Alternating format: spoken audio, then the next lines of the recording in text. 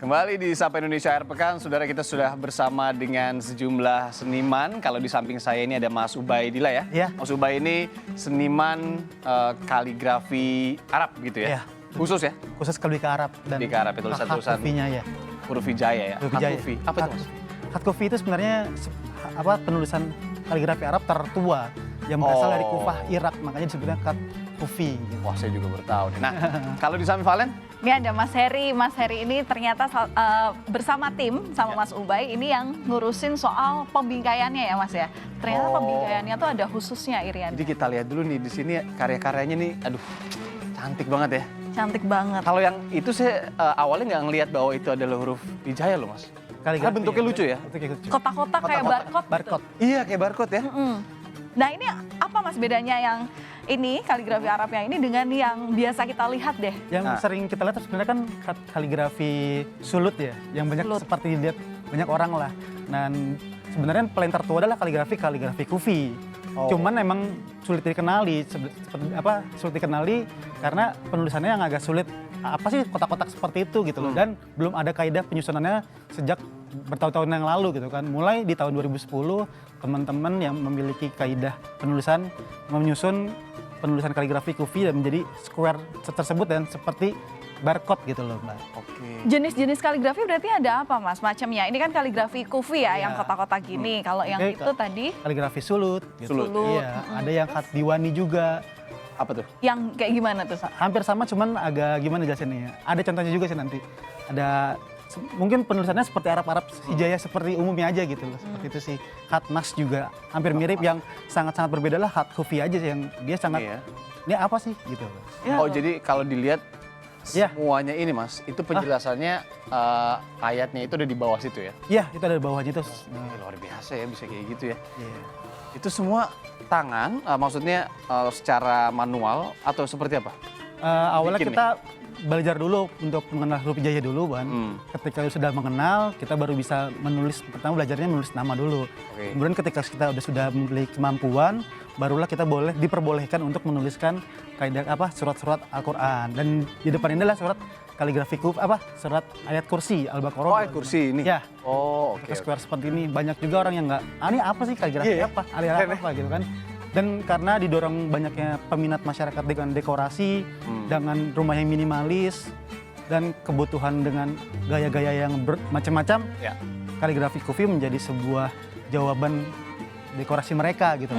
Iya nih, soalnya kalau misalnya ini melihat buat pajangan di rumah ya gitu kan, buat doa yang ada di ruang tamu atau di ruang keluarga, ini ya cocok dengan model-model rumah apapun ya, minimalis, Skandinavian gitu-gitu ya, lebih modern gitu loh kalau misalnya digabungkan dengan bingkainya tentu ya. Jadi kalau warna kemudian juga pemilihan bingkai itu Mas Her, nanti kemudian melihat juga bagaimana style rumahnya itu ya? Sebanyak sampai sekarang nih paling banyak request bingkainya memang yang warna seperti kayu gini atau yang kayak gimana? Warna kayu. Oh. Kalau Mas Her sendiri berarti udah lama nih kalau untuk ini khusus ngebingkai untuk ini atau satu workshop berarti ya? Satu workshop. Oh. Apa sih Mas bedanya untuk pemberian bingkai terhadap kaligrafi atau bingkai-bingkai lainnya deh, misal foto atau hiasan-hiasan yang lain, apa Mas? Sama aja ya? Sama aja sih Mbak, sebenarnya ya.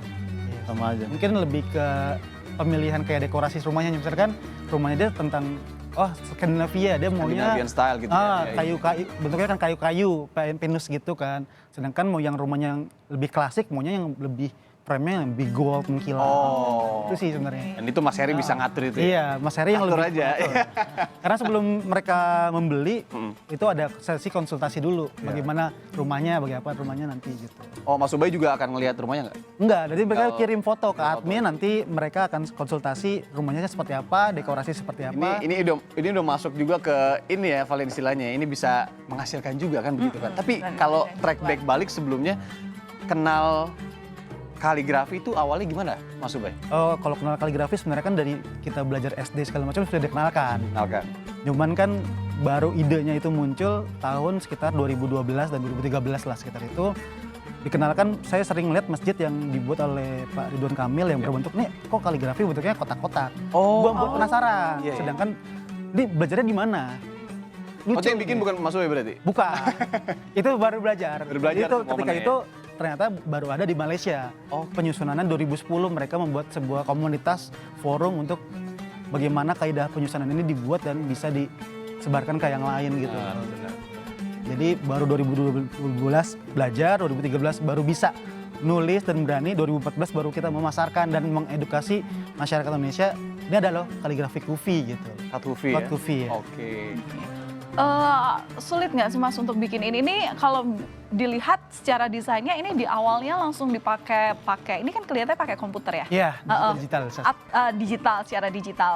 Ditulis tangan dulu nggak ketika bikin? Awalnya kita harus tulis tangan dulu, nanti baru memenuhi asas free flow. Jadi misalkan kita nulis sepanjang ini, baru nanti kita dirapihkannya lagi ke sistem digital komputerisasinya gitu. Jadi tetap sketch manual Sketch dulu ya? manual dulu. Nanti sebenarnya panjangnya. Kalau proses bikin yang ini nih Mas, Iya. ayat kursi. Waktu itu, jadi mulainya itu awalnya gimana dulu? Pakai Ya dari ayat kursi dulu, panjang kita buat manual dulu, tulisan hijaiyah biasa. jaya biasa, oke. Nah, nanti baru kita buat ke transform ke huruf ke khat kufinya, Kufi. baru nanti dibuat square-nya lagi dia. Proses pembuatannya berapa lama Kalau untuk ayat kursi 1 ini ya? digitalisasi sih sekarang lebih cepat, mungkin Cepat. 2-3 hari selesai. Kalau yang pembuatan manual itu yang akan sangat-sangat lama. Oke. Bisa mungkin 2 minggu atau apa. Dan tergantung requestnya mereka.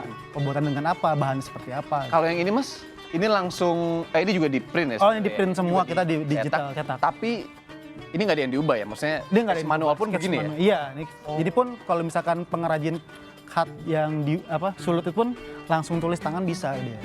Karena dia kaidah penulisannya tertentu ada, namun dia bisa dengan leluasa tangannya gitu. Kalau ini ayat apa nih Mas?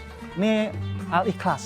Oh, Al-Ikhlas. Al-Ikhlas. Oh, oke. Wih, keren banget ya Mas. Kalau apa namanya, untuk model-model tulisan yang tadi kan jenis-jenis kaligrafi ya, mungkin contohnya yang di iPad itu Oh ya? iya, Oh, ini? Iya. Itu model-model tulisannya ya? Nah, ini ada tulisan-tulisan kaidah-kaidah penulisannya di sini.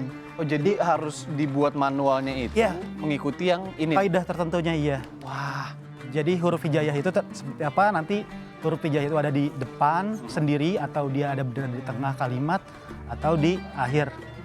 Jadi salah lekukan dikit berarti udah salah arti gitu ya? Itu benar. Yang Jadi kita tahu. sebenarnya ada kaidah-kaidah tertentu yang agar menjaga martabat si huruf Ayat-ayat suci. tersebut gitu. oke. Pantesan Mas Ubay ini belajar untuk nulis namanya sendiri dulu, nggak langsung ke ayat sucinya ya, Ya, karena benar. nanti itu sama aja dengan menyalahartikan, kemudian tidak menghormati ayat-ayat Ya. suci Al-Quran itu sendiri. Dia harus hafal juga sebenarnya ya huruf hijaiyah ini Valen. Nanti coba belajar hafalin dulu tuh. huruf Coba nanti hijaiyah. kita buat ya, buat. Oke deh. Ya, kalau Yanda bisa ya Mas ya?